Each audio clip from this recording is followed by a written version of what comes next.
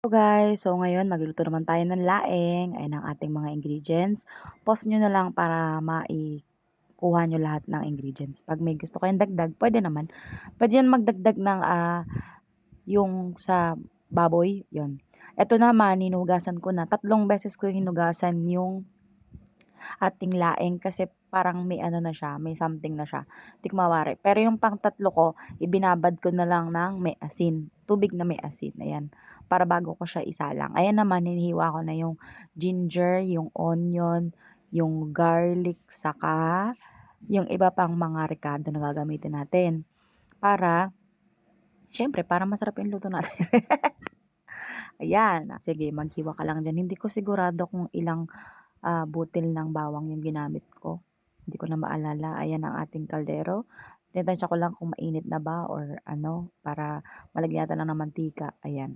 Ayan, nilagyan ko na ng mantika. Tapos inuna ko na yung ginger para mabango ang amoy. Usually, hindi talaga, first time ko talagang nagluto ng ganito. Hindi talaga ako nagluluto ng ganito kasi alam ko na komplikado siya. Tapos, kasi natatakot ako baka mamaya makati sa dila. Kaya di ako nagluluto ng dalawa lang kami mag-asawa. Tsaka alam ko kasi pag konti lang, as in dumadami talaga rin yung gabi. Ayan, tulad niyan, isang pack lang yan. Halos halagang 20 pesos lang ata yan yung nabili namin yan ng asawa ko. Tapos ayan, natansya ko pa nga yung kokomama. Tapos naglagay na ako ng tubig kasi alam ko nilalagyan talaga ng tubig yan. Pero syempre pag nasa probinsya ka or nasa Bicol ka, madalas niluluto yan ng purong gata lang. Eh wala, nakakapusin ako sa gata. Kaya ang ginawa ko ay naglagay na talaga ako ng tubig kasi sinisip-sip o ina-absorb talaga nung gabi natin yung ating sabaw.